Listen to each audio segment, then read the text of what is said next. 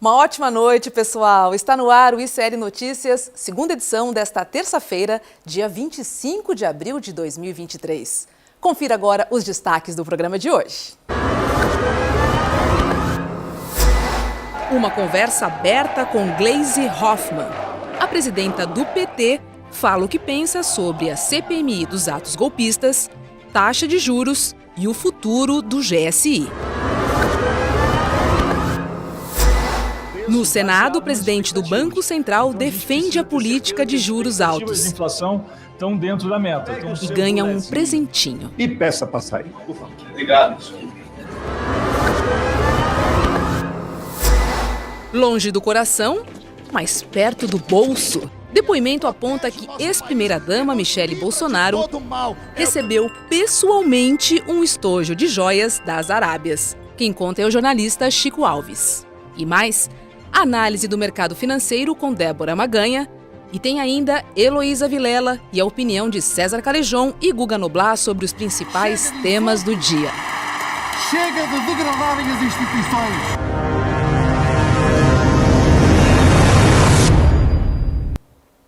E eu já estou conectadíssima no nosso chat. Boa noite, Araruama, Rio Grande do Sul, São Bernardo do Campo, Campinas, Bela Vista do Paraíso, no Paraná, BH, Rio de Janeiro e Mafra, em Santa Catarina.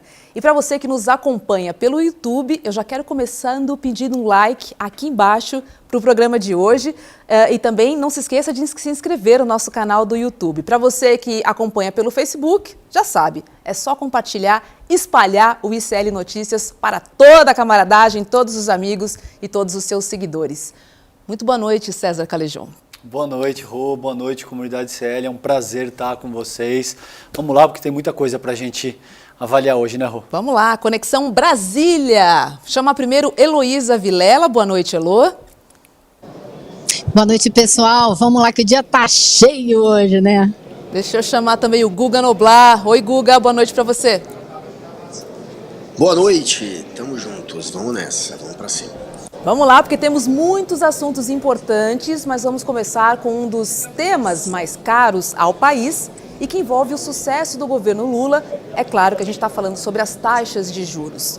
Vamos começar daqui a pouquinho com a deputada e a presidenta do PT, Gleisi Hoffmann, uma das maiores críticas, né, às elevadíssimas taxas de juros, inclusive a mais alta do planeta. Mas antes, vamos mostrar o que o presidente do Banco Central, Roberto Campos Neto, disse hoje ao Senado.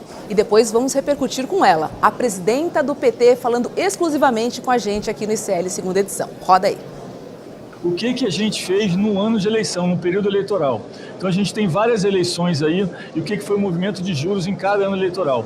Nunca na história desse país, nem na história do mundo, foi feito um movimento de alta de juros tão grande no período eleitoral, mostrando que o Banco Central, mesmo no período eleitoral, entendeu que a inflação ia subir, entendeu inclusive antes de grande parte dos outros países, que o Banco Central do Brasil foi um dos primeiros a subir juros, mas fez uma subida muito grande no ano eleitoral. E a gente pode ver a comparação com outros anos eleitorais.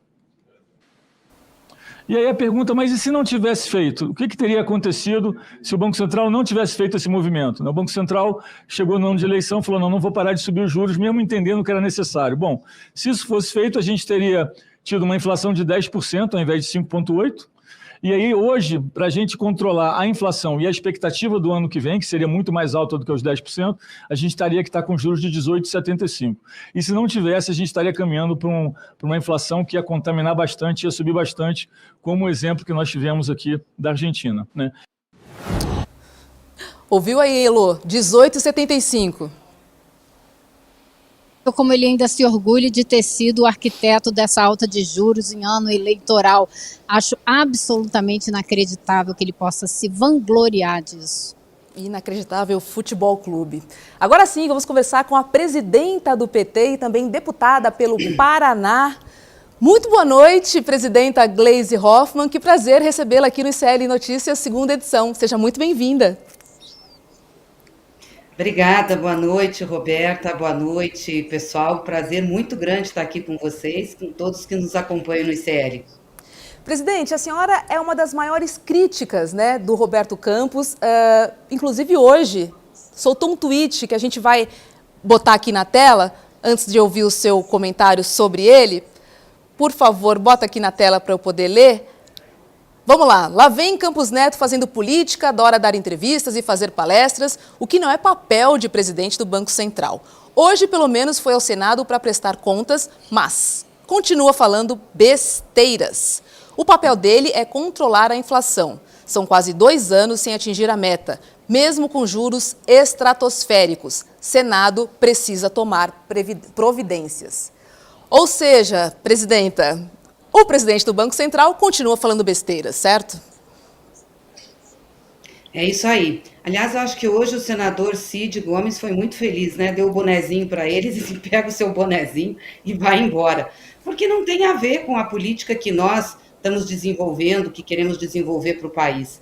É um absurdo, né? O Campos Neto, primeiro, ter posicionamento político. A última ata do Copom foi uma ata eminentemente política, dando dicas para o governo, se posicionando sobre temas que não tem, que ele não teria que se posicionar. Esses dias ele estava dando uma palestra para investidores, se eu não me engano, e falando um monte de coisas ruins sobre o Brasil, sobre perspectivas do Brasil, dá muitas entrevistas, quer dizer, não é o papel do presidente do Banco Central. O papel dele é se comunicar através das atas do Copom, que tem que ser muito bem embasadas para justificar o que o banco está fazendo e prestar contas no Senado. Há quanto tempo, Senado e na Câmara, há quanto tempo ele está convidado, que eu acho que até o Senado tinha que convocá-lo, está convidado para ir lá prestar contas? Foi agora.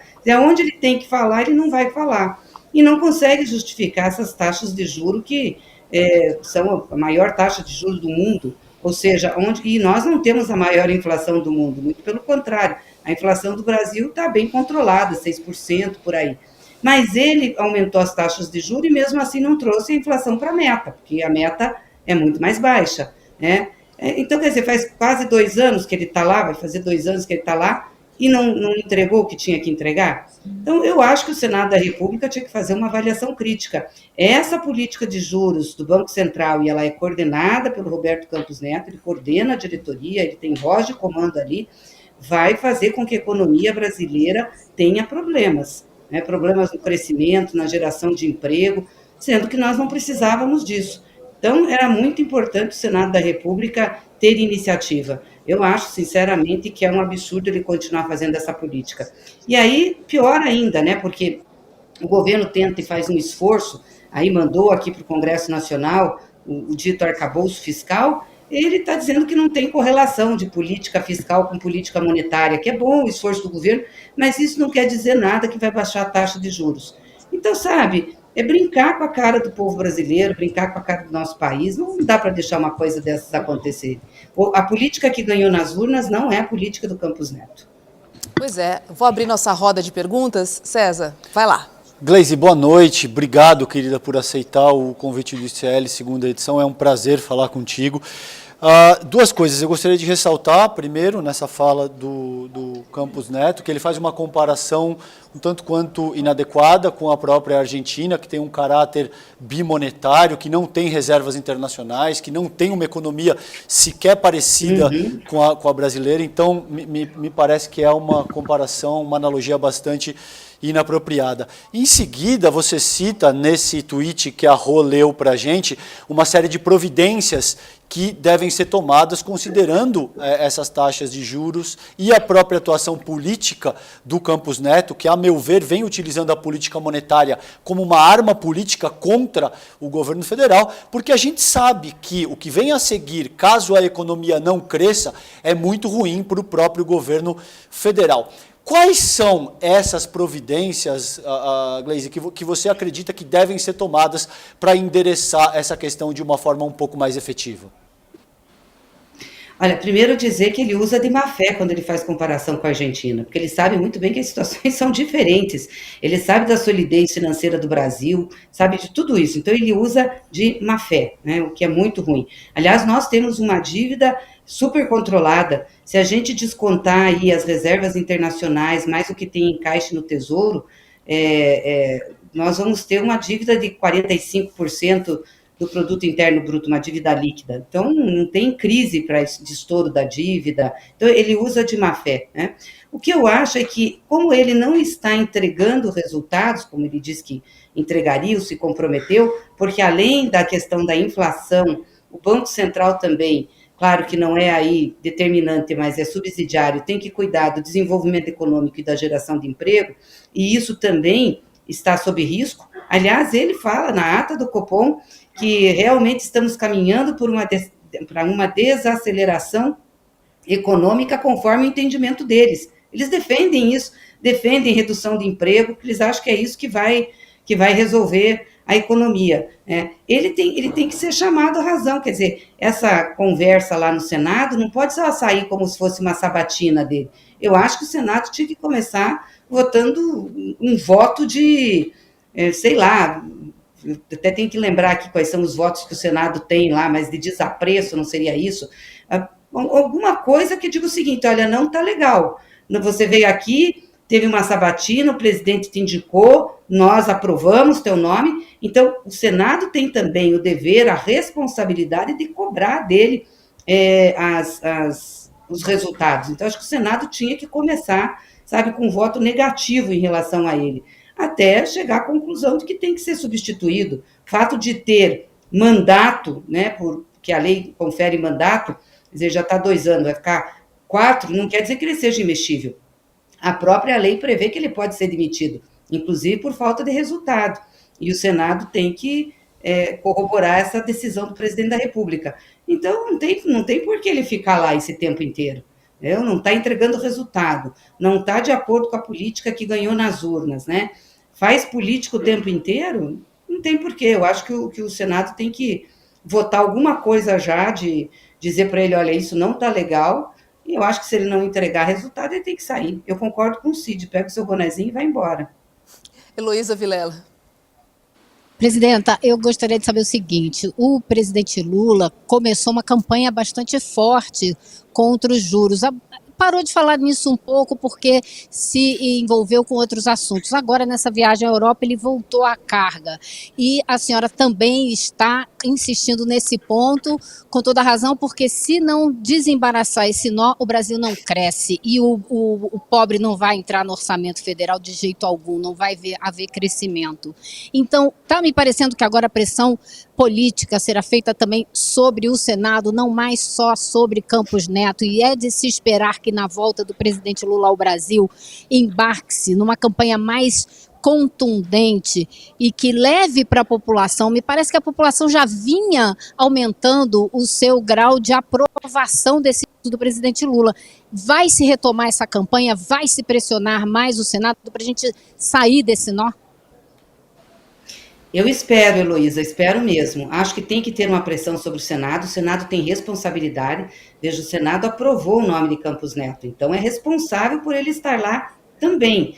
Então, o Senado, se não tomar providências, vai estar corresponsável com essa política trágica que está levando o Brasil a um baixo crescimento, a uma desaceleração econômica, até uma recessão. Acho que na sociedade tem um movimento que começa a se fortalecer, principalmente do setor produtivo, né, do mercado produtivo, os empresários, enfim, vários setores aí da nossa economia. Acho que o povo também sente isso, porque isso tem reflexo, né, no crédito, nas dívidas, tem reflexo na vida de todo mundo, no desemprego. Então, também tem que começar. Eu acho que nós temos que fazer uma grande campanha, porque, como eu digo, a atuação dele é política. Então, nós temos que fazer o contraponto político. Não podemos ficar assistindo isso, ver o Brasil sangrar, né, economicamente falando, e achar que está tudo bem. Então, eu acho que tem que ter. Gostei de novo do presidente ter falado, ter demarcado, porque é isso, tem que chamar atenção. Tem algo de errado aí, e a gente não pode deixar esse algo de errado. Se ele aumentou juros na campanha, é bom que se diga que aumentou lá porque tinha uma questão cambial, entendeu? Não era nem inflacionária, e que esse aumento de juros foi benéfico até para o governo, por questão cambial. Se ele aumentou lá, por que não vai baixar? Quer dizer, já temos uma outra situação, uma inflação que, diante das inflações do mundo, é baixa, não, agora vai querer obrigar a chegar a 3,25%, a 3%. É uma doideira isso, quer dizer, dá um remédio que mata o paciente. Então, acho que nós temos que fazer, sim, uma campanha, temos que fazer essa crítica, temos que fazer esse embate, sob pena do Brasil ter muitos problemas.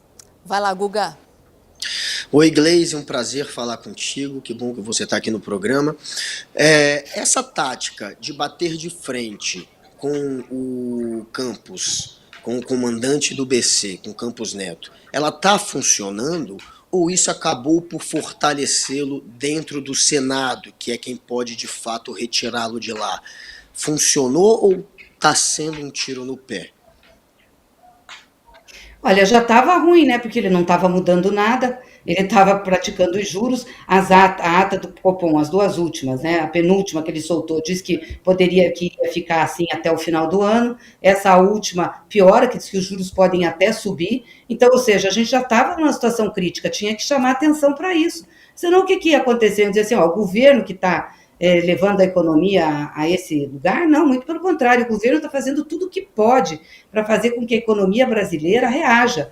Todos os programas que mexem aí com a circulação de dinheiro, o novo Bolsa Família, né, com o acréscimo para os filhos até 6 anos e até para adolescentes, o Minha Casa Minha Vida, enfim, outras políticas que promovem aí investimentos, o aumento real do salário mínimo, que já teve uma parte, vai ter mais agora a partir do dia 1º de maio, e que é importante. Então, a reavaliação da tabela do imposto de renda, tudo que o governo pode fazer, né, para colocar recursos na mão das pessoas, e tem que fazer muito mais, a minha defesa é essa, para a economia poder reagir, está fazendo. Agora, não pode ter um quinta coluna assim, né? É muito ruim isso, e o cara joga contra. Então, se não tivesse o embate, continuaria como dantes no quartel de Abrantes, o Senado na tranquilidade, também o protegendo. Eu acho que isso, pelo menos, expõe politicamente o que está acontecendo. E o Senado vai ter que se mexer, ou então vai ser conivente com tudo isso. Eu tenho conversado com alguns senadores e eu sinto que tem bastante desconforto no Senado da República em relação a essa situação do Banco Central. Presidenta, amanhã deverá ser lido no Congresso o requerimento de abertura da CPMI mista sobre os atos golpistas do dia 8 de janeiro. O deputado Lindbergh Farias conversou com Heloísa Vilela agora à tarde e contou quem deve ser o primeiro a depor na CPMI. Vamos ver. Uma coisa é inventar fake news, narrativas nas redes sociais. Outra coisa é instalar uma CPI, porque o problema deles é a verdade.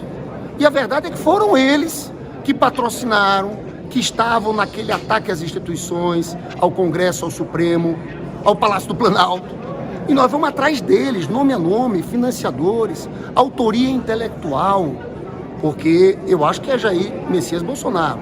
Você sabe que tem uma figura aqui que vai ser a primeira convocada por a gente, que é o ex-ministro da Justiça, Anderson Torres, que era secretário de Segurança do Distrito Federal, que tinha se encontrado com o Bolsonaro dias antes.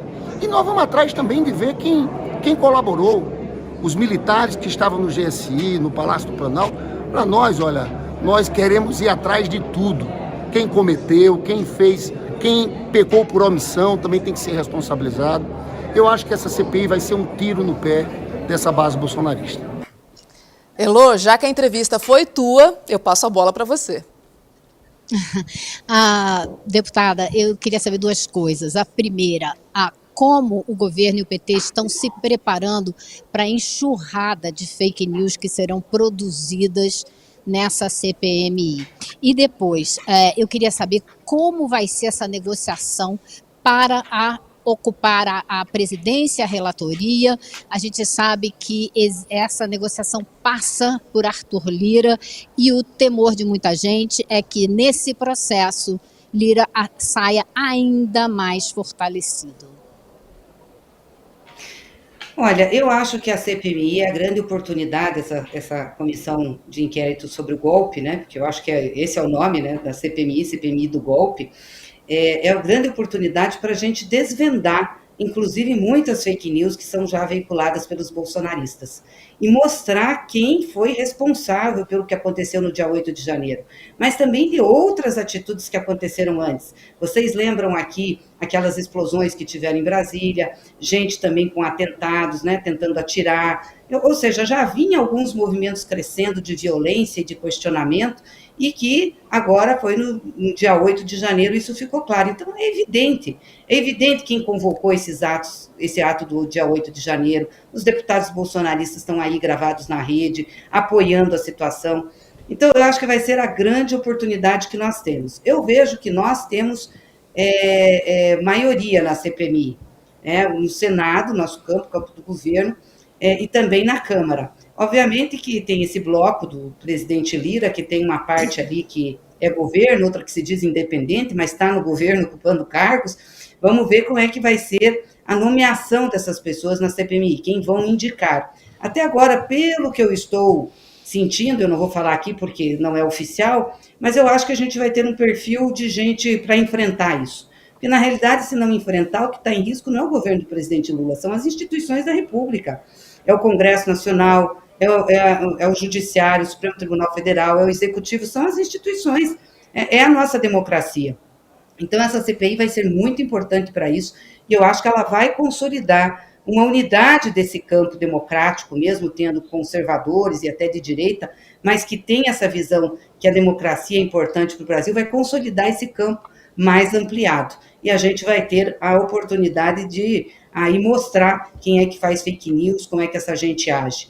Nós, claro, estamos nos preparando para isso, assim como nós nos preparamos para a campanha eleitoral, a gente já estava retomando o nosso trabalho de verdade nas redes, de mapeamento de onde vêm as fake news, do que acontece, para que a gente possa fazer esse enfrentamento. Nós vamos fazer. Presidenta, a CPMI pode atrapalhar o andamento do governo, principalmente quando a gente fala de economia e arcabouço fiscal? Não acho. O arcabouço está vindo para cá, eu não sei se vai ter regime de urgência, né? Mas são coisas que podem caminhar paralelamente. Não vejo isso. De novo, vou dizer, acho que a CPI é a oportunidade de a gente ter uma grande frente ampliada de defesa da democracia e das instituições brasileiras, mostrando o que está em risco, o que está em jogo com a atuação de gente como esse pessoal aí que participou dos atos do dia 8 de janeiro e da base bolsonarista. Vai lá, César. Gleisi, há duas coisas que eu gostaria de entender contigo e que eu acho que são questões muito prementes à nossa audiência, eu gostaria de entender também. Primeiro, se o governo já tem nomes que vocês possam compartilhar conosco, considerando aí presidência e relatoria da CPMI, e em se confirmando isso, salvo raro engano, me corrige por favor se eu estiver errado, mas são 32 nomes, o governo deve ter algo aí em torno de 22 nomes. Em se confirmando isso, e a oposição percebendo que não vai ter nem a relatoria, nem a presidência, existe alguma possibilidade, na vossa avaliação, de que eles tentem esvaziar esse processo da CPMI e, por algum motivo, ela não seja instaurada?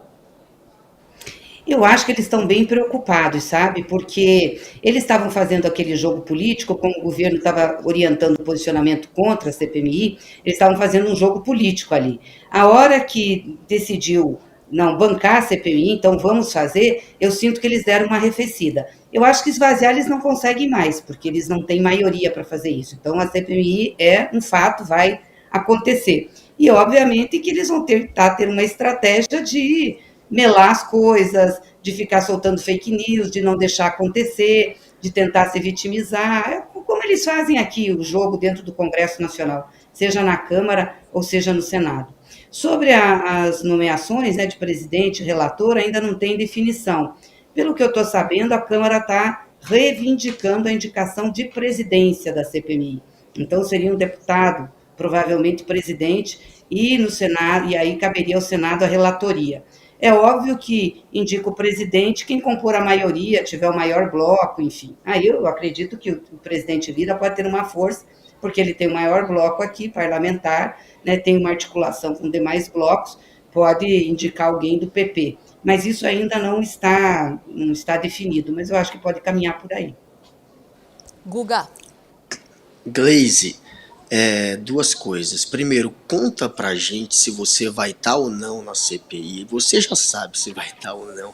Você podia dar isso em primeira mão aqui pra gente. E outra coisa, teve aquela fake news ridícula, né, que tentaram jogar dizendo que uma loira que estava invadindo seria você. A gente sabe que um dos problemas vai ser a fake news que vocês vão ter que lidar lá. Mas um outro problema vai ser a questão do Gonçalves Dias. Como que vai ser o comportamento do PT dentro da CPI? A gente sabe que o Lula, por hora, está achando que o Gonçalves não é um traidor, que ele talvez tenha sido incompetente, tenha sido enganado, mas que ele não é um traidor.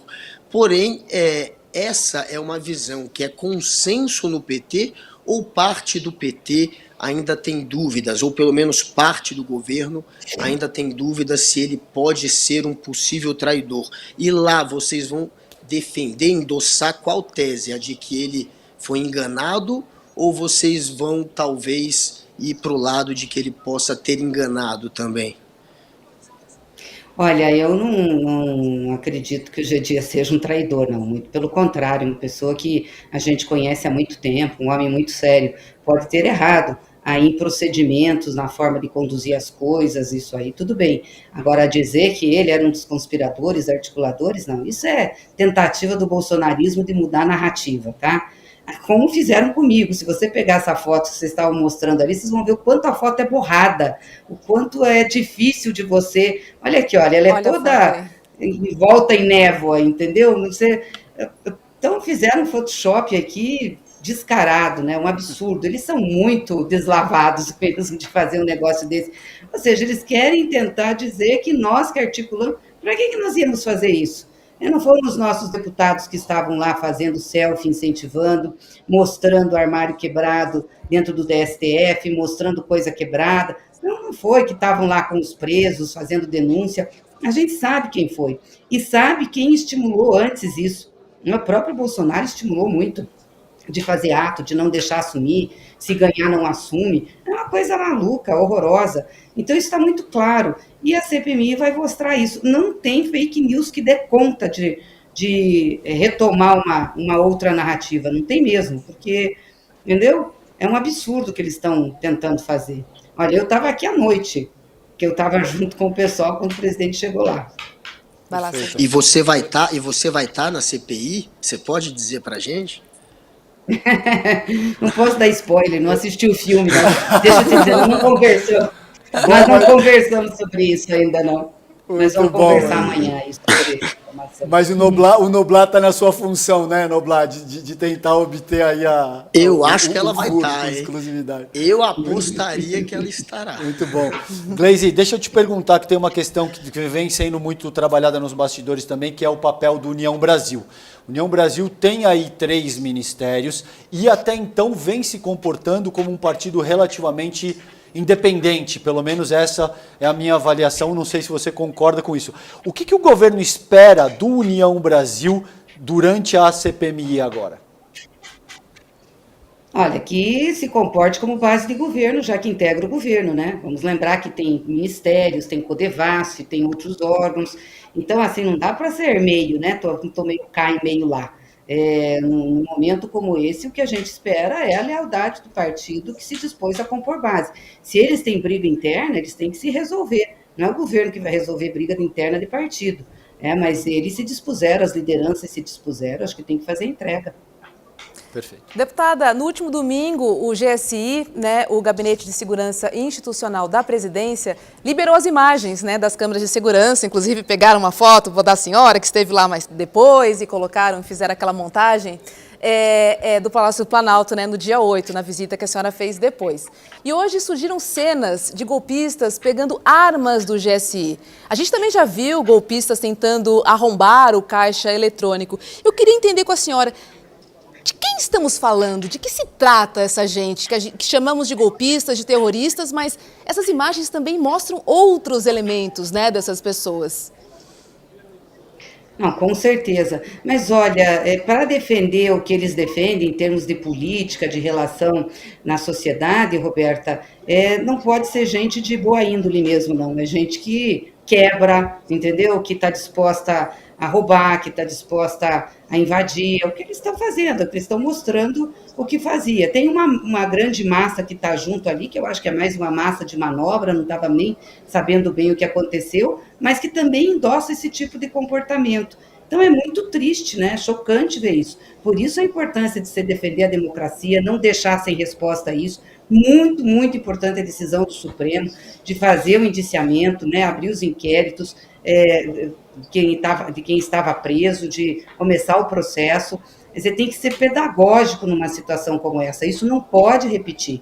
E volto a dizer, essa CPMI vai ser a oportunidade de mostrar quem de fato estava por trás para pessoas agirem dessa maneira, entendeu? Porque aí tem mentores intelectuais, com certeza, né? O ex-presidente é um deles, porque vivia falando isso, né? Vivia falando de golpe, vivia falando de que, enfim, a arma tinha que prevalecer, vivia atacando o Supremo, atacando as instituições, foi criando um caldo, né, para que isso acontecesse. Eu espero que ele também responda, né, seja indiciado aí e possa responder. Heloísa. Elô? Elô, você está ouvindo a gente? Eu acho que a gente... Vamos passar para o Guga, que o Guga já quase começou ali. Vai lá. Não, pode, eu vou fazer então. Gleisi, o Arthur Lira, a gente sabe que o governo vai depender muito dele nessa CPMI. E ele está abrindo uma penca de CPMI, uma atrás da outra. Você está vendo isso como uma estratégia do Arthur Lira para ter ainda mais poder? Dá para confiar numa parceria com o Arthur Lira para tentar comandar as investigações da CPMI do golpe? Como é que está essa relação com ele? Como é que você acha que ele está se comportando? Olha, o Arthur Lira é presidente da Câmara dos Deputados, ele não é líder do governo, então nós não podemos ter na figura dele ou na ação dele a coordenação dos interesses do governo no Congresso. Ele representa a instituição Câmara dos Deputados. Acho que o governo tem que arrumar sua base aqui, os blocos de apoio, arrumar essa maioria para poder atuar. Obviamente que a figura de um presidente, seja da Câmara ou do Senado, é importante para pautar as matérias, conduzir muitas coisas, mas não pode ser delegado a ele a governabilidade do país, a governabilidade do presidente Lula. Em relação às CPIs, quer dizer, eu acho que pode ter um exagero de CPI. Por exemplo, ele diz que vai abrir a CPI do MST. Já teve CPI do MST lá atrás, entendeu? Isso tende a ser uma criminalização do movimento social. A impressão que eu tenho é que, vou compensar, já que tem uma CPMI assim, vou pôr a CPMI. Isso é muito ruim, não dá para comparar esses lados, não são comparáveis. Esse movimento bolsonarista não é comparável ao MST, que tem uma história de militância, tem uma história no país, as pessoas conhecidas, tem articulação institucional, é totalmente diferente. Como não dá para comparar o que os deputados deles fazem aqui, a maneira como agem, com a atitude dos nossos deputados, né? Querer comparar, igual, a fulano é igual a ciclano, entendeu? Como esse Nicolas Ferreira. Não tem ninguém comparável a ele do lado de cá. Nós jamais faríamos isso. Então, tem que ter cuidado. Eu acho que o Arthur Lira tem que ter mais parcimônia ao fazer esse tipo de coisa. Lembrando que ele é presidente de uma das casas, que é o Poder Legislativo. Agora há pouco, o ministro do STF, Alexandre de Moraes, entregou sugestões para Arthur Lira e o presidente do Senado, Rodrigo Pacheco, sobre o projeto de lei das fake news. A Elô acompanhou. Elô, queria entender quais foram as sugestões entregues pelo ministro Alexandre de Moraes. Olha, ele entregou uma lista de 5 sugestões. Uma delas, que a gente já sabe, seria uma penalidade de 100 mil a 150 mil reais por hora para as plataformas que não retirassem conteúdos sabidamente mentirosos e que fossem avisadas e não retirassem. Essa é uma das medidas. Então, são medidas nessa linha da punição para quem não retirar fake news de suas plataformas. Então, deputada, essa PL, a aprovação da urgência dela já passou agora à noite aqui na Câmara, amanhã será votado o mérito. Agora, enquanto isso, há uma longa negociação em curso. Hoje, o relator foi de grupo em grupo pedindo sugestões. É uma discussão que já tem 3 anos, mas a senhora está confiante que agora essa PL vai adiante e que vai passar? E como a senhora viu essa contribuição do ministro Alexandre de Moraes, que muita gente vê com maus olhos, dizendo que é um pouco de interferência demais de um poder sobre o outro? Não, eu acho que dar sugestões não é interferência nenhuma, e até porque o ministro Alexandre teve uma atuação prática, né, em relação a fake news e utilização de plataformas para gerar desinformação, que foi no processo eleitoral. Então, ele viveu, e viveu, inclusive, em relação a ele mesmo, né? As fake news que espalhava em relação ao Supremo. Então, acho que ele tem muita experiência, o que ele está trazendo de sugestões são muito boas, muito razoáveis. Acho que o PL está pronto para ser votado. É uma matéria difícil, ela não é fácil, é muito complexa, mas é melhor ter esse projeto votado, ainda que tenha impropriedades, que depois precise melhorar, do que não ter nada, porque hoje a gente não tem nada. Então, nós precisamos ter alguma coisa para começar a atuar, para começar a agir. O Poder Judiciário também sente falta disso. Então, eu vi com bons olhos aí a participação tanto do Executivo, como do Judiciário e do Legislativo nesse debate do PL das fake news. Deputada, a gente está chegando aqui ao término da nossa entrevista, mas tem uma última pergunta que eu gostaria de fazer, que é: por que lhe parece que essa PL 2630 assusta tanto os políticos da extrema-direita? Porque eles estavam acostumados a uma terra sem lei na internet, né? Falavam o que queriam, do jeito que queriam, agrediam e atacavam quem queriam e ficavam sem uma responsabilidade objetiva. E as plataformas também não tinham responsabilidade de tolher isso, né? Não entravam no mérito. Então, quando elas começam a ter responsabilidade, ou seja, mudam um pouco as coisas. E a facilidade também para processar quem faz o mal feito é maior. Então, assim, isso não tem a ver com liberdade de opinião, isso tem a ver com a defesa da democracia. A mentira não pode ser um canal para fazer debate e disputa política, né? Isso é ruim para a democracia, a gente já viu no que é que dá. Então, é natural que eles esperneiem sim, porque eles estavam acostumados a uma terra sem lei. E daqui para frente vai ter uma leizinha. Deputada, presidenta do PT, Gleisi Hoffmann, muito obrigada. Estamos muito felizes aí com essa troca de informações e a sua participação aqui no ICL segunda edição. Uma ótima noite e bom trabalho para a senhora em Brasília. Trabalho que não falta, né? Não falta, não. Eu é que agradeço, viu? Agradeço a oportunidade de estar aqui com vocês no ICL. Quero parabenizar o trabalho que vocês estão fazendo, a importância que tem o canal, o que vocês levam, né, de mensagem. Isso é muito importante. Então, parabéns. E sempre quando a gente puder, vamos conversar, assim. Uma honra para mim, viu? Um abraço grande. Obrigado, querido. Um abraço. Obrigado, Gleisi. Obrigada, boa noite. É isso, né, gente? CPI chegando e a nossa expectativa aqui de debates profundos. Enfim, acho que o Brasil precisa desse tipo de debate e a gente botar luz, né? No dia 8 de janeiro, o que aconteceu? Vamos chegar nas pessoas-chave dessa história? É isso aí. É isso que precisamos, né? Exatamente. Deixa eu chamar, então, o jornalista Chico Alves. Boa noite, Chico. Tudo bem por aí? Boa noite, Roberta. Boa noite, Guga, César, Elô. Tudo bem?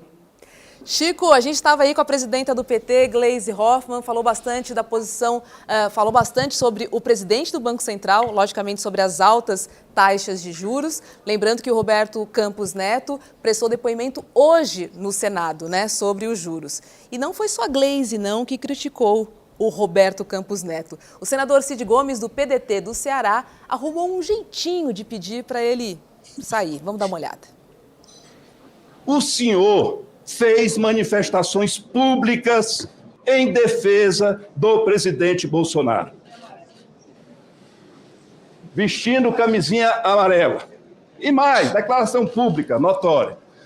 Olha, o Banco Central é impressionante e eu não acredito em coincidência. O Banco Central, as pessoas vêm do mercado financeiro e voltam para o mercado financeiro. De maneira, senhor presidente, com todo respeito, me perdoe, mas nessa hora eu queria lhe fazer uma sugestão. Pegue o seu bonezinho e peça para sair, por favor. Obrigado. Obrigado. Ou seja, pegue o seu banquinho e saia de fininho, né, Chico Alves? Ao estilo Raul Gil, né? Pega o seu banquinho e saia de fininho, né? E o delicioso sotaque cearense dá ainda um molho mais interessante, né? Olha, além dessa cena aí que o Cid protagonizou, e as declarações aí, as explicações de Roberto Campos Neto, que eles técnicos discutiram, a Gleisi aí comentou com vocês, não consegue justificar o Brasil estar no topo do ranking dos países com maiores taxas de juros, além dessas explicações que ele deu e não explicou e não conseguiu justificar a situação dos juros brasileiros, o que me chamou a atenção foi um momento em que ele falou sobre rentismo. E ele disse o seguinte, eu vou ler aqui porque eu tive cuidado de destacar, que eu escuto muito também esse conceito de rentista. Quem é o rentista? Aí ele vai à frente e chega à seguinte conclusão, ele diz o seguinte, a gente tinha 200 mil pessoas negociando em bolsa, hoje são 6 milhões. A gente tinha 7 milhões de pessoas de cotistas de fundo, hoje são 40 milhões. Quem são os rentistas? Ele responde, os rentistas somos todos nós. Francamente, né? Essa frase, alguém tem que explicar direitinho para o presidente do Banco Central o que é um rentista, né? Nós, esses pequenos investidores da Bolsa, os funcionários públicos que têm o seu dinheiro ali no fundo, esses não são rentistas, não podem ser considerados rentistas pelo conceito que a gente diz que são os beneficiados com as altas taxas de juros, né? Os que são beneficiados com as altas taxas de juros são aqueles que têm fortunas, que recebem fortunas de volta com o dinheiro que investem, né? Então, não sei se foi ironia ou ignorância. Eu prefiro que seja ignorância. Prefiro entender que seja ignorância. Mas se for ignorância, ele realmente não deveria estar na presidência do Banco Central. E você sabe que esse é um aspecto muito preponderante, muito bem ressaltado, Chico. É típico da categoria de um comunicador como o Chico que a gente tem aqui, salientar esse ponto, porque ele é absolutamente nevrálgico, Rô. Toda vez que você conversa com um liberal, passa por essa mentalidade de que o mercado somos todos nós, de que todos somos rentistas. Evidentemente, esse não é o caso. Cabe explicar ao senhor Campos Neto, eu estou mais inclinado a acreditar que não é ignorância, viu, Chico? Eu vou deixar só por isso mesmo para não ser mais agressivo, mas eu estou altamente inclinado a acreditar que não é ignorância e cabe a explicar que não somos todos rentistas e que o rentismo é formado por uma parcela minoritária da população que controla, sobretudo, meios fundamentais de produção e grandes parcelas da mídia hegemônica. Evidentemente, seja por ignorância ou seja por deliberação, se essa é a mentalidade que guia o atual presidente do Bacen, de fato a gente está com um problema imenso nas mãos e isso denota de uma maneira muito gráfica a extensão desse problema, Rô. Você sabe que ele também foi questionado, né, pelo Contarato, quanto custa 1 quilo de feijão? Ele simplesmente desconversou, né, Elô? Não estamos te ouvindo, Elô. Voltou, agora sim. Elô. Eu queria só acrescentar nessa discussão da ignorância e pegar no sentido da palavra. Ele ignora sim, ele ignora a existência da grande maioria da população. Ele só reconhece a existência de seus pares ricos que vivem do rentismo, que, né, faturam alto com o rentismo. Então é ignorante sim, porque ele ignora a grande maioria da população brasileira. Vai lá, Guga.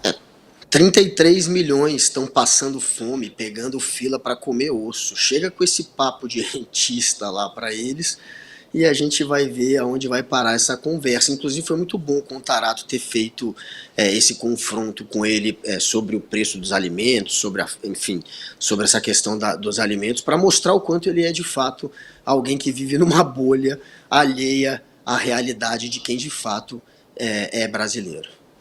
Uma pergunta bem básica, né? Um item da cesta básica. Vai lá, Chico. Então, Roberto, esse papo de rentista que ele levou hoje lá no Congresso, parece aquela turma da elite que diz que todo mundo tem que ser empreendedor, né? E aí chama o motorista de Uber de empreendedor. Está no meio do empreendedorismo do trabalho precarizado, né? Mas é empreendedor. Somos rentistas. O cara que bota uma economia mínima, se esforça a botar uma economia mínima e comprar uma ação que ele mal sabe como é que vai ser o desempenho, nem sabe direito como se conduzir no meio da Bolsa de Valores.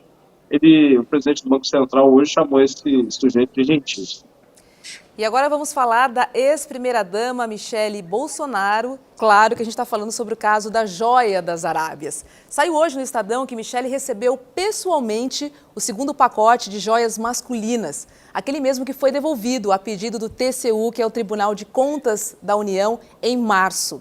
Quem contou foi uma funcionária do gabinete da presidência na época de Bolsonaro, durante o depoimento dela na Polícia Federal. Isso contradiz totalmente a versão da Michele, que diz que soube através da imprensa. Ou seja, Chico, alguém está mentindo nessa história, né? Por favor. Pois é, que surpresa, hein? Ficamos todos surpresos com isso, né, Roberto? Olha, mais uma vez, minhas homenagens aos colegas o André Borges e a Adriana Fernandes, do Estadão, que estão dando banho nessa história das joias, né? E aí trouxeram a público aí o depoimento dessa servidora do Gabinete Adjunto de Documentação Histórica, que ela disse que a caixa com joias estava na posse da primeira-dama. E aí, Michele, hoje chegando no Congresso Nacional para uma reunião lá com o PL, com as lideranças do PL, abrindo parênteses, eu gostaria de ver uma participação da Michele em discussões políticas, as sugestões políticas da Michele numa reunião desse tipo, mas fecha parênteses. Ela chegando hoje no Congresso, ela admitiu que recebeu, que teve em mãos, ou teve na sua posse, esse conjunto de joias masculino, né? Ela tentou separar. Ela disse que quando vocês me perguntaram, vocês estavam falando do conjunto de joias, kit de joias feminino. Esse aí é que eu não sabia. Não sabia nada sobre esse. Agora, o masculino, não. Esse masculino, realmente, esse aí chegou lá no Palácio, nos aposentos do Palácio da Alvorada. É difícil até de qualificar, mas assim, Michele Bolsonaro, com isso, com esse depoimento dessa servidora do Gabinete Adjunto de Documentação Histórica, aí passa a figurar, então, nessa investigação.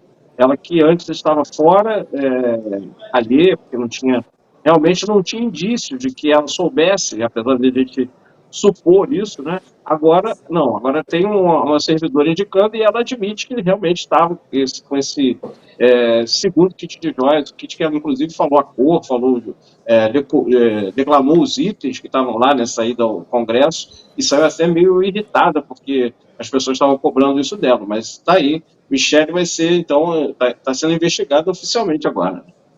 Chico, você estava rindo aqui, porque realmente, assim, não dá para saber, né, enfim... Quer dizer, até dá para saber em quem acreditar, mas eu estou rindo da mentira sobre a mentira, porque as pessoas acham que nunca virá à tona, né? Não é possível. Não, a disfarçatez é o que me choca, entende? O nível das... Por exemplo, a gente teve o Flávio Bolsonaro, vocês lembram, dizendo que poderia ser um copo d'água. Agora, por exemplo, você tem a Michele Bolsonaro dizendo que, não, vocês estavam me perguntando das outras... não, sim, essa eu recebi. Ora, minha cara, evidentemente, você precisa melhorar um pouco o nível das desculpas, porque assim tá complicado até para a vossa base, entendeu? Até para tua base te defender vai ficar muito complicado, né, Elô? Vai lá. Era da base justamente que eu queria falar. Eu quero saber até onde a corda estica, porque não tem nada, que nem teflon, nada cola nessas frigideiras bolsonaristas. Então, eu quero saber até onde vai a credulidade dessa base. Quantas mentiras mais serão reveladas a respeito dessa família para que as pessoas entendam quem eles realmente são? E eu acho que, infelizmente, a gente ainda está longe de ver isso acontecer. Vai lá, Guga. Ela recebeu no dia 29 de novembro, né, esse estojo com o relógio, com o anel, com as abotadoras, né, com o rosário, que, enfim, que mostra que ela sabia que tinham presentes da Arábia chegando. Então, como é que ela se faz surpresa depois dizendo que usaram o nome dela numa chegada onde as joias foram retidas e que ela não sabia de nada, foi uma surpresa? Não foi uma surpresa. Ela já estava recebendo presentes das Arábias. Inclusive, é muito ruim para ela receber joias dos árabes, um país que tem, no histórico recente, a perseguição de cristãos, dos católicos e de evangélicos também. E entre os evangélicos é muito ruim essa imagem. Isso queima a Michelle dentro da bolha religiosa, fundamentalista religiosa dela. Então é muito ruim receber presentes de um regime autocrata que persegue cristãos como esse da Arábia. E fora isso, politicamente, ela se mancha agora. Ela está no mesmo patamar de Jair Bolsonaro. Ela ficou dando uma de migué, como se estivessem usando o nome dela, e parte da imprensa começou a levar em consideração essa possibilidade. Vai que ela está sendo enganada, nós mesmos. Aqui no ICL, em algum momento, ficamos na dúvida. Essa dúvida ficou no ar e agora ela é enterrada. A Michelle faz parte desse esquema. Ela também sabia o que estava acontecendo. E agora é óbvio que isso vai manchar a reputação política dela. Ela que quem sabe, uma futura candidata aí, mas vai ter que explicar essa história. Vamos falar agora de um personagem ponta firme e central na CPI de 8 de janeiro, que é o ministro da Justiça, Flávio Dino. Bom, ele vem acompanhando de perto, desde o começo, a crise dos atos golpistas no dia 8 de janeiro e é um dos mais atuantes ministros do governo Lula. Hoje de manhã, Flávio Dino deu uma entrevista ao ICL Notícias, primeira edição. Ele defendeu a CPI, chamou a postura dos golpistas de alucinação e disse que nenhum fascista ficará impune. Vamos ver. Nenhum fascista, nenhum golpista ficará impune no Brasil. Isso eu afirmo a você como uma tarefa de vida. Não é uma tarefa de governo, é uma tarefa de vida. Nós devemos isso ao Brasil. Nós devemos à nossa pátria, sobretudo os que virão depois, que esta gente golpista seja punida para não ter mais a ousadia de tentar invadir e destruir as sedes dos poderes, invadir e destruir a democracia. Não farão. Guga, quando ele fala nenhum, é uma esperança que vem automaticamente, assim, É um banho de esperança em todos os brasileiros. E ele revelou na entrevista que tem generais já que estão sendo investigados e que estão sendo mapeados e provavelmente serão, em algum momento, denunciados. Ele falou que tem gente de alta patente na política e falou em generais. Ele não quis confirmar se seria o general Heleno, um deles, mas falou sim em generais e sobre empresários. Segundo ele, teriam empresários regionais, não seriam empresários nacionais, portanto, mas seriam empresários que seriam grandes na região deles e que teriam feito um trabalho de financiar a vinda dos golpistas. Guga, vamos ver, a gente precisa dos nomes. Oi. Vamos ouvir na voz do próprio ministro Flávio Dino? Tem aí? Tem. Bora lá. Eu estou falando, sim, de generais, infelizmente, de oficiais, que traíram, são traidores do Brasil. Ficam dizendo que são patriotas, são traidores vis. Porque cantam o hino nacional, juraram defender a pátria e participaram de uma conspiração. São traidores. E esses traidores vão responder perante o Poder Judiciário. Elô, traidores de uma seita exótica, hã?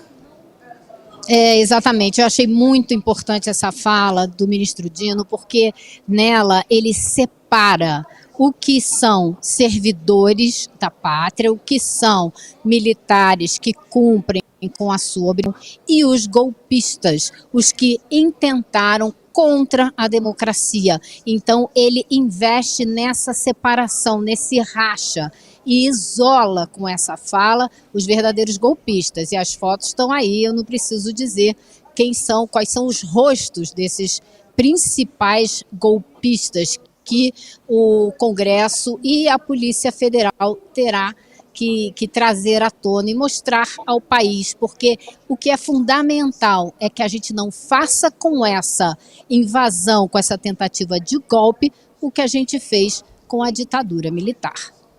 traidores da Constituição, Calejão. Fortíssimo. Tem dois aspectos aí, Rô. O meio e a mensagem. E sem ser cabotinista aqui, tá? Eu quero, de fato, primeiro a mensagem. É absolutamente emblemático que um ministro da Justiça, em pleno exercício das suas funções, tenha coragem de se articular e de se conduzir dessa maneira como o Flávio Dino fez, dizendo que existem generais, que essas pessoas vão ser investigadas e que nenhum fascista, nenhum golpista passará impune no Brasil. Isso é absolutamente fulcral para tudo que segue em seguida. É muito importante que a gente tenha esse tipo de coisa bem estabelecida. Em seguida, também é muito importante ressaltar o meio, o papel que a gente tem do ICL, que vem pautando, literalmente, tá, gente? Isso não é porque eu estou falando do ICL ou porque eu sou do time ICL.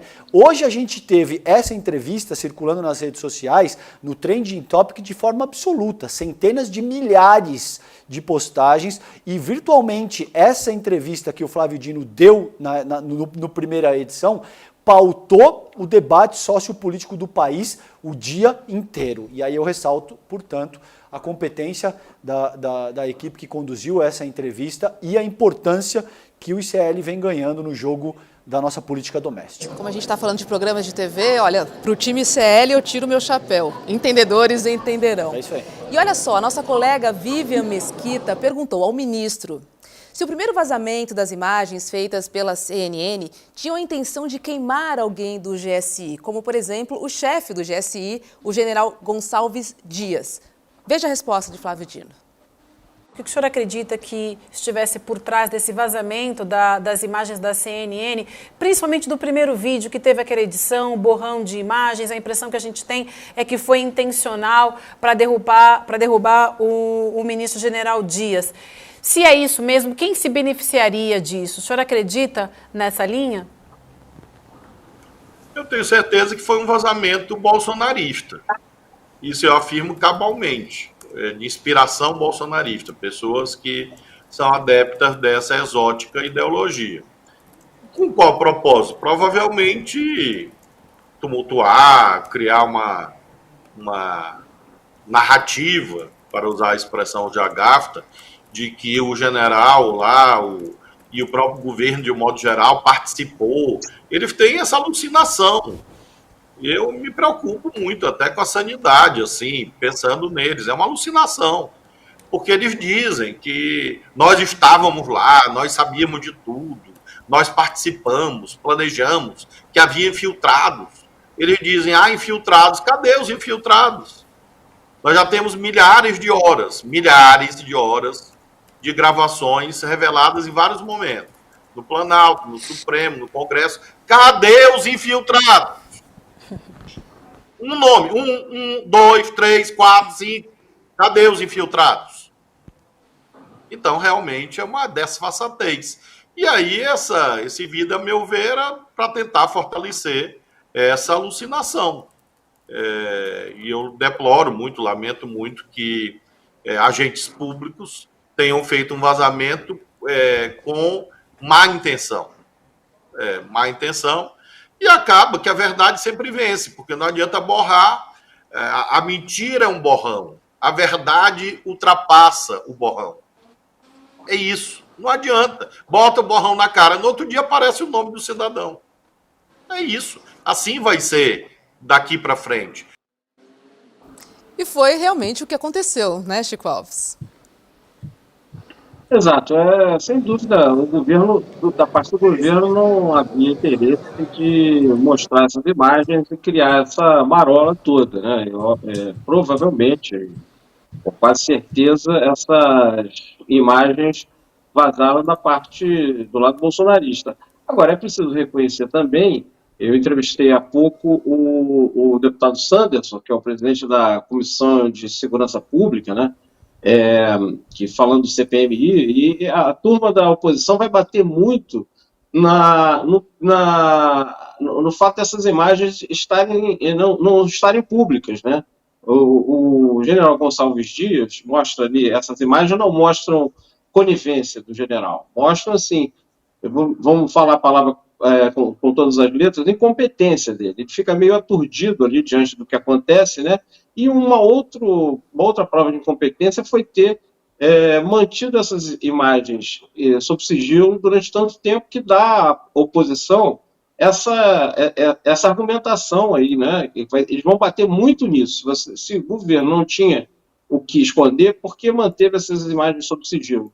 Aí bastou entrar o Ricardo Capelli, em poucos dias, em pouco tempo, né? Essas imagens foram tornadas públicas, todas.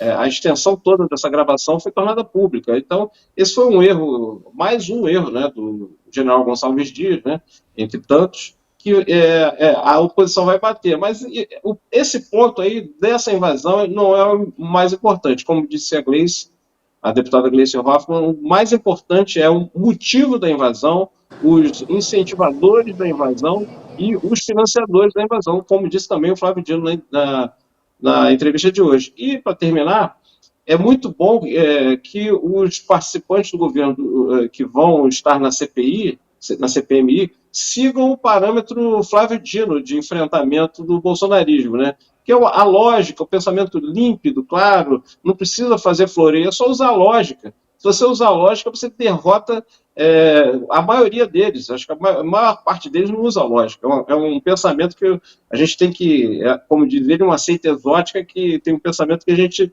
tem que achar uma forma de classificar ainda. Então, essa forma de responder e de se conduzir, que o Flávio Dino apresentou das vezes que teve que se confrontar com o bolsonarismo, é a forma como os governistas têm que se portar na CPMI, e aí vai estar tudo tranquilo para o governo. Elô, tem algo a acrescentar antes da gente se despedir de você?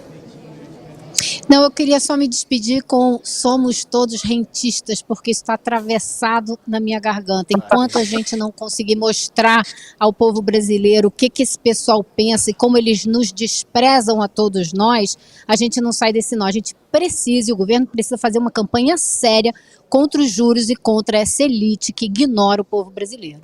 E aí só um pequeno parênteses, viu, Chico, reverberando isso que você disse.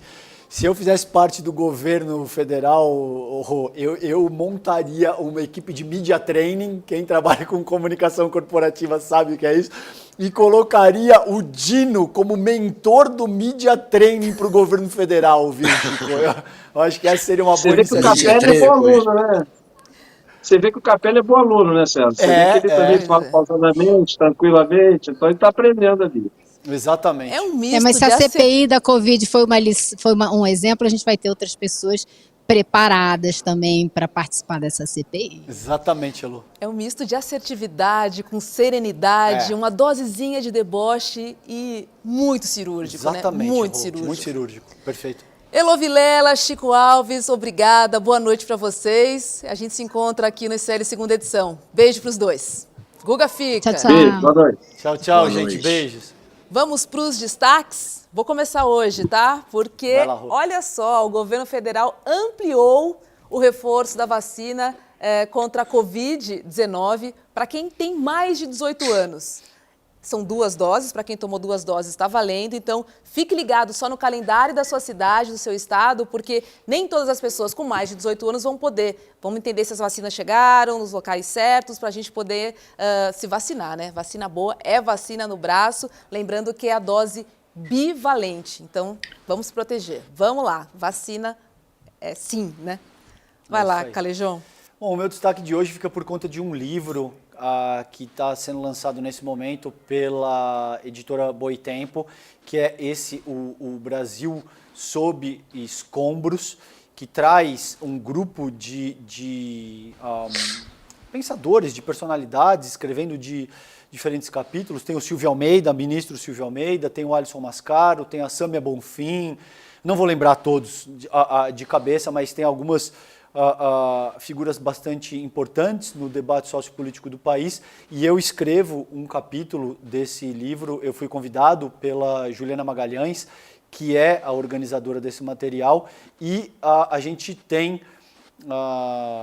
o lançamento na sexta-feira, às 16h30, na Taperá é o nome livraria. Então fica aí por conta desse livro o meu destaque de hoje. Acho que é bastante importante para que a gente entenda os estragos que foram causados pelo bolsonarismo e como é que a gente está caminhando para sair dessa enroscada na qual o governo Bolsonaro colocou o Brasil. Rô. Me lembrei também de Os Sobreviventes do Ódio, da queridíssima Cris Serra. Vai lá, Guga. Eu tenho uma história bizarra como destaque. O prefeito de Araquária, no Paraná, Rissan Hussein Derranini, é um nome meio estranho, do Cidadania, ele está tentando resolver, eu acho que o problema de emprego lá, colocando todo mundo que é da família dele para trabalhar. Então ele está pegando todo mundo ali do município e dando um jeito de fazer virar parente. Ele agora acabou de casar com uma garota que completou 16 anos. No dia seguinte que ela completou 16 anos, ele casou com ela. E no dia seguinte ao casamento, ele nomeou a mãe dela para um cargo lá onde ela está ganhando 21 mil reais. E no dia seguinte já ganhou folga, depois de ser nomeada. Mas ele não colocou só a mãe da nova esposa dele. Ele que tem 65 anos de idade. Pequeno detalhe, não colocou só a mãe da nova esposa dele, que acabou de completar 16 anos, para trabalhar para a prefeitura. Ele também já empregou a ex-esposa, chamada Cristiane, as filhas, Rian e Yasmin, que ganham mais de 20 mil reais e estão trabalhando para a prefeitura, o cunhado, José Roberto, o genro, Eduardo. Ele também colocou a ex-esposa, que ele já teve 2 ex-esposas, as 2 trabalhando para o município, e ele também já colocou uma enteada. Enfim, quer ganhar emprego nesse local, você tem que ser da família do prefeito, que agora está com uma garota de 16 anos, enfim. E ele tem 65 anos, é mais uma história pitoresca aí da nossa política. Bom, o prefeito tem histórico e foi eleito, né, Guga? Acho que fica aí essa reflexão. Pois é. E tem um histórico ruim também, porque já foi acusado de ligação com tráfico de drogas, tem 14 milhões na conta, uma fortuna que não consegue explicar. É esse aí o perfil desse sujeito. Ai, ai, ai. Guga Noblar, obrigada, uma ótima noite para você. Até amanhã aqui no ICL. Valeu, tamo junto, Elô e Calejon, até amanhã. Valeu, querido. Elô, desculpa, Rô. Um beijo. Até mais, Beijo, Rô, até querido. mais, Calejon. Tchau, tchau. Tchau, tchau. Vamos dar uma olhadinha no fechamento do mercado financeiro com ela, Débora Maganha. Boa noite, Débora. Oi, gente, boa noite. Olha, pessoal, hoje o dia foi do jeito que a gente não gosta, com bolsas no vermelho e dólar no verde. A exceção ficou com os juros futuros, que acabaram dando trégua e caíram nos vencimentos mais curtos e também naqueles mais longos. O dia hoje foi marcado desde cedo pelos sentimentos de cautela e de aversão a risco. Isso porque os investidores esperavam a divulgação de indicadores e de resultados corporativos que aumentaram a apreensão. Nos Estados Unidos, o índice de confiança do consumidor teve queda, o que aumentou as preocupações de que a recessão pode estar mais perto por lá. Mais tarde foi a vez do First Republic Bank, lembram dele? Esse mesmo, que teve dificuldades financeiras recentemente. Ele apresentou queda nos depósitos e no seu lucro, e suas ações, pasmem, caíram quase 50%, contaminando todo o setor financeiro de Nova York. Além disso, hoje começam a ser divulgados os balanços das empresas de tecnologia, e as perspectivas não são positivas. Logo, gente, o resultado não podia ser diferente. A junção de um consumidor enfraquecido, com a expectativa pelos resultados e nervosismo no setor bancário, fez as bolsas caírem mais de 1% lá em Nova York. E o destaque positivo ficou de novo com a Nasdaq, com baixa de 1,98%. Esse sentimento de maior cautela já tinha impactado nosso índice ontem, mas hoje ele se juntou com a queda no preço das commodities, o que derrubou o Ibovespa. Ao longo da sessão, os preços do minério de ferro deram continuidade às perdas, só que hoje o preço do petróleo também caiu. Então o dia foi negativo para as ações da Vale e da Petrobras, que juntas somam 27% da composição do nosso índice. Nem a trégua nos juros futuros conseguiu impulsionar nosso Ibovespa, que caiu 0,70%. Com as matérias-primas em baixa e aumento da aversão a risco, o dólar também não segurou o desempenho e subiu hoje tanto frente ao real como em relação a seus pares. Então, dia de queda nas bolsas e alta no dólar, pessoal. Eu fico por aqui, mas amanhã espero trazer melhores notícias para vocês. Esperamos, Débora, também esperamos. É isso aí. Calejão, tem estreia, tem curso novo no ICL. Já parou para pensar na relação entre moda e cultura? Pois é, amanhã, quarta-feira, às 7 horas da noite, tem estreia do curso Moda e Modernismo no Brasil com Carolina Casarim aqui no ICL. Carolina é autora do livro O Guarda-Roupa Modernista, o casal Tarsila e Oswald e a Moda. E nesse curso vai abordar como Tarsila do Amaral e Oswald de Andrade influenciaram a cena cultural de 1920. Então, se você é aluno do Instituto Conhecimento Liberta, entre na sua área de membros amanhã, às 7 da noite, e curta essa estreia, curta esse curso. Se você ainda não é, acesse icl.com.br e faça a sua matrícula. Recado 1 dado, agora tem o recado 2, que é: você já votou no ICL no prêmio iBest? Pois a hora é agora, basta clicar nesse link aqui embaixo, ó, e votar, você já cai direto na página de votação. O ICL concorre na categoria Influenciador de Opinião. Galera, vamos votar no ICL, botar o ICL no primeiro da lista. Importantíssimo, gente. É um embate que se produz porque existem influenciadores de opinião da extrema-direita e eles votam e votam muito. Então a gente precisa do voto de vocês. Vote no ICL, vote nos jornalistas do ICL. Absolutamente importante, Rô. Alô, comunidade! Exatamente. E a gente reitera o convite de dar um like aqui embaixo para você que está acompanhando no YouTube, botar o sininho, compartilhar. Para você que está no Facebook, espalha para os amigos, espalha para geral o ICL pelos 4 cantos do planeta. A gente precisa multiplicar, triplicar, quadruplicar a nossa comunidade para que todos tenhamos reflexões importantes sobre tudo que ouvimos, lemos e pensamos, né, Calejão? Exatamente, Rô. De suma importância, a gente conta com o voto de vocês, muito importante mesmo. Programação de amanhã começa com Leandro Demore no Desperta às 7 horas da manhã e logo depois, coladinho, tem ICL, primeira edição com Vivian Mesquita, Edu Moreira e o William De Luca. Olha o trio. Vai encarar? De peso, hein? Das 8 às 10h30 da manhã. Recados dados, acho que eu não esqueci nada, tá tudo aí. Voltamos amanhã às 7 da noite. Estaremos aqui. Com saudades do Chico Sá, vamos confessar? Muita saudade, Nossa Chico. salinha tá vazia. Mas ele está descansando merecidamente, está aproveitando a viagem dele. Um beijo grande, mestre. A gente espera que você esteja aí se divertindo muito no seu descanso. É isso aí, Chico Sá. A gente te espera na semana que vem. Enquanto isso, beijo para todo mundo, uma ótima noite e amanhã a gente se encontra às 7. Tchau, tchau. Tchau, tchau, gente. Ele é simplesmente o maior pensador negro da atualidade no planeta. Considerado o sucessor de Martin Luther King. Foi um dos melhores alunos da história de Harvard e é professor emérito de Princeton, onde o Einstein ficou durante o seu período nos Estados Unidos. Os livros dele são traduzidos em dezenas de idiomas e vendem milhões de cópias. O Dr. Cornel West, considerado também como Brother West, vai dar uma aula histórica para o ICL no dia 4 de maio, às 8 horas da noite. A Revolução Possível, uma aula histórica com o maior pensador negro do planeta. Para você se inscrever é só clicar no link aqui em cima ou aqui embaixo e gratuitamente participar. Uma aula para deixar todo mundo absolutamente impactado e com vontade de fazer um planeta melhor. Se inscreve lá, a gente se vê no dia 4.